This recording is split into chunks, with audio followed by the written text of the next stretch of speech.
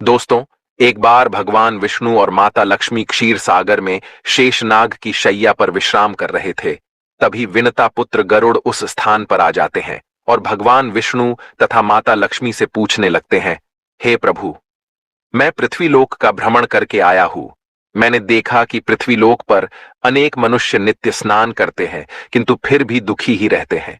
हे प्रभु, आप मुझे बताइए कि स्नान करने की सर्वोत्तम विधि क्या है? स्नान कब और कैसे करना चाहिए? स्नान करते समय कौन से मंत्रों का उच्चारण करना चाहिए? गरुड़ जी मां लक्ष्मी से भी पूछते हैं, हे माता, मैंने यह भी देखा है कि अनेक महिलाएं नित्य स्नान करके आपकी पूजा आराधना करती है, किंतु फिर भी उनके घर में आपका वास नहीं होता है। इसका क्या कारण है? गरुड़ जी द्वारा इस प्रकार से प्रश्न पूछने पर भगवान विष्णु कहते हैं, हे पक्षीराज, तुमने उचित ही प्रश्न किया है। स्नान करना अत्यंत आवश्यक होता है। स्नान से ही शरीर शुद्ध होता है। स्नान करने से ही शरीर पवित्र होता है और मनुष्य पूजा पाठ आदि कर्म करने के पात्र बनता है। इसीलिए मनुष्य को नित्य स्नान करना चाहिए। मैं तुम्हें एक अत्यंत पवित्र कथा सुनाता हूं, उसे तुम ध्यान से सुनो। इस कथा में तुम्हें तुम्हारे सभी प्रश्नों के उत्तर प्राप्त हो जाएंगे। इतना कहकर भगवान विष्णु ने गरुड़ जी को स्नान का महत्व बताते हुए एक कथा सुनाई है, जिसे सभी मनुष्यों को ध्यान से सुनना चाहिए। इस कथा का श्रवण करने मात्र से ही सैकड़ों तीर्थों में स्नान करने का पुण्य मनुष्य को प्राप्त होता है। इसीलिए आप सभी इस कथा को पूरा जरूर सुने। भगवान विष्णु कहते हैं, हे पक्षीराज, प्राचीन काल की बात है। मध्य देश में एक अत्यंत सुंदर नगर था, जहां पर एक धनवान सेठ रहता था, जिसकी 3 पुत्रियां थीं। सेठ ने अपनी पुत्रियों को कभी किसी चीज की कमी होने नहीं दी। उसने उन्हें बड़े लाड प्यार से पाला था। उसकी पुत्रियां बहुत ही सुंदर और चंचल स्वभाव की थी। एक पिता का जो जो कर्तव्य होता है, वह सभी उस सेठ ने पूर्ण किया। अपनी पुत्रियों को उसने सब कुछ दिया, लेकिन उसने केवल एक गलती की। उसने अपनी पुत्रियों को शास्त्र ज्ञान नहीं दिया। जीवन में सब कुछ पाकर भी उसकी पुत्रियों का जीवन अधूरा था। ज्ञान के बिना कोई भी मनुष्य पूर्ण नहीं होता है। पैसा, संपत्ति, सौंदर्य होकर भी उसकी पुत्रियों के पास वो नहीं था जो प्रत्येक स्त्री के पास होना चाहिए। फिर जब उसकी तीनों पुत्रियां जवान हुई, तो उस सेठ ने उसकी तीनों पुत्रियों का विवाह एक अच्छे कुल में कर दिया। तीनों के पति बड़े बड़े व्यापारी थे और सभी राजमहलों में रहने के लिए चली गई। जैसे ही तीनों रहने के लिए अपने घर चली गई, वहां पर उनका भव्य दिव्य स्वागत किया गया। विवाह के बाद की सभी रस्में की गई। उन तीनों के ससुराल वालों ने उन्हें बहुत मान सम्मान दिया और सभी के साथ प्रेम से व्यवहार किया। वे तीनों अपने ससुराल में बड़े ही मौज से रहने लगी। तीनों सुबह देर से जागती थीं, देर से स्नान करती थीं, बिना स्नान किए ही भोजन किया करती थी और कभी कभी ही पूजा पाठ किया करती थी। उनकी सास ने उन्हें कई बार टोका, लेकिन किसी ने अपनी सास की बात नहीं मानी और अपनी ही मनमानी करने लगी। लेकिन जैसे जैसे समय बीतता गया, उन तीनों पुत्रियों के ससुराल में परेशानियां बढ़ने लगीं। तीनों के पतियों को व्यापार में आर्थिक नुकसान होने लगा और धीरे धीरे उनका सारा व्यापार डूबने लगा। दूसरों से कर्ज लेकर वे अपने व्यापार को चलाने लगे, लेकिन फिर भी उन्हें घाटे का ही सामना करना पड़ा, जिससे घर में क्लेश होने लगा। बार बार लड़ाई झगड़े होने लगे। जब से ये तीनों उन घरों में रहने के लिए चली गई थीं, तभी से उनके घर में संकट आने शुरू हो गए थे। उन तीनों बहनों के ससुराल में पैसे की इतनी तंगी हुई कि उन्हें अपना घरदार सब कुछ बेचना पड़ा और वे सभी झोपड़ी में जाकर रहने लगे। लेकिन वे तीनों बहनें झोपड़ी में रहना पसंद नहीं करती थीं। इसीलिए वे अपने ससुराल को छोड़कर मायके में वापस आ गई और अपने पिता के साथ रहने लगी। अपने घर पर आकर भी उन तीनों की आदत नहीं बदली और घर पर आकर भी वह तीनों बहनें बड़े मौज से रहने लगी। वहां पर भी वे तीनों देर से उठती थीं, देर से स्नान करती थीं, बिना स्नान किए ही भोजन किया करती थीं, जिस कारण से उनके पिता को भी व्यापार में नुकसान होने लगा और उसकी भी आर्थिक स्थिति खराब होने लगी। फिर एक दिन उनके द्वार पर भगवान विष्णु एक साधु का रूप धारण करके आ गए। सेठ ने उस साधु का प्रेम से स्वागत किया और उनके पैर धोकर उन्हें प्रणाम किया। फिर सेठ ने उस महान साधु को अपना दुख बताया और उस पर निवारण करने के लिए उपाय पूछा। सेठ ने अपनी पुत्रियों को भी बुलाया और साधु को उनके बारे में भी सारी हकीकत बता दी। जैसे ही उस साधु ने सेठ की तीनों पुत्रियों की तरफ देखा, तो उन्हें सारी हकीकत पता चली।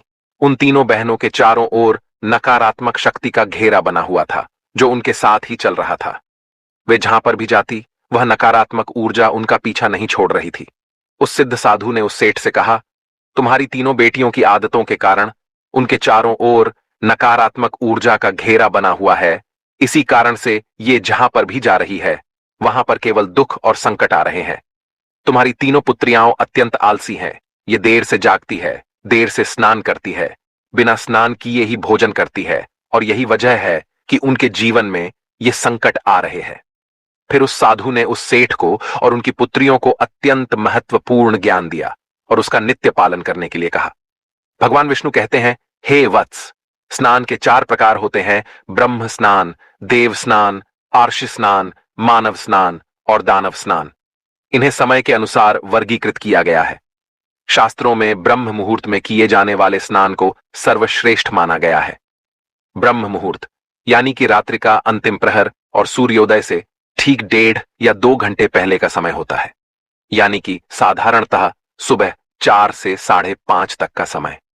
शास्त्रों में यह समय दिन का सर्वश्रेष्ठ समय माना जाता है, क्योंकि इस समय वातावरण में अद्भुत और चमत्कारी ऊर्जा व्याप्त होती है।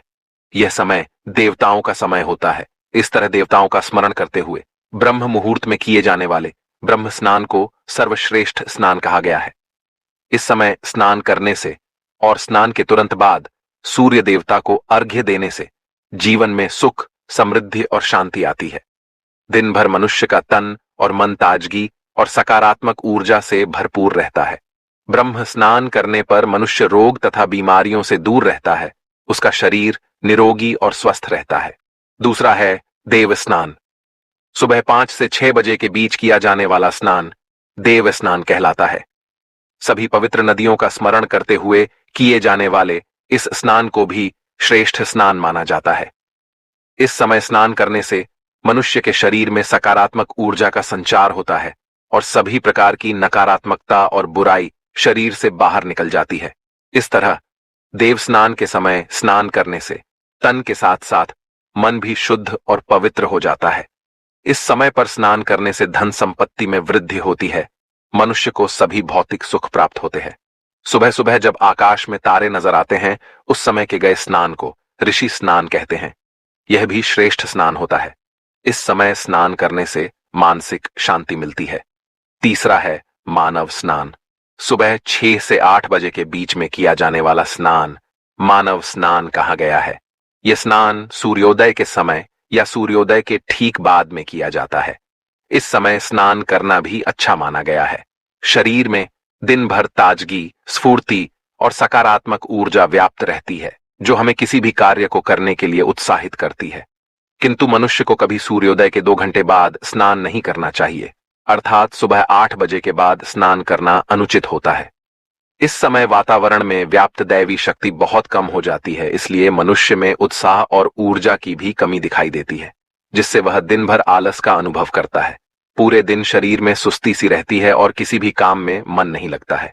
सुबह 8 बजे के बाद स्नान करने से व्यक्ति के जीवन में दुर्भाग्य आता है। उसके शरीर में नकारात्मक ऊर्जा का वास होने लगता है।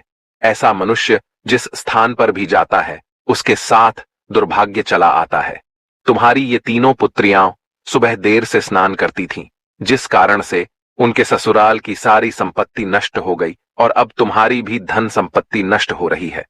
सूर्योदय होने के बहुत समय बाद तक भी जो लोग स्नान नहीं करते हैं, उनके मन में दिन भर क्रोध, राग, द्वेष, नकारात्मकता, कमजोरी और चिड़चिड़ापन बना रहता है, जिससे इनके काम में मुश्किलें आ सकती हैं। इसलिए प्रतिदिन ब्रह्म स्नान, देव स्नान, ऋषि स्नान या मनुष्य स्नान करने की सलाह दी गई है।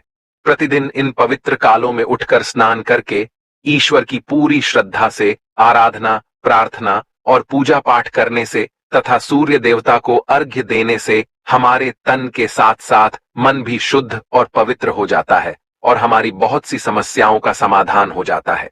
हमारे अंदर से सभी प्रकार की नकारात्मकता दूर होती है और सुख समृद्धि का मार्ग खुल जाता है। संध्या काल और रात्रि के समय अत्यावश्यक न हो तो बिल्कुल भी स्नान नहीं करना चाहिए।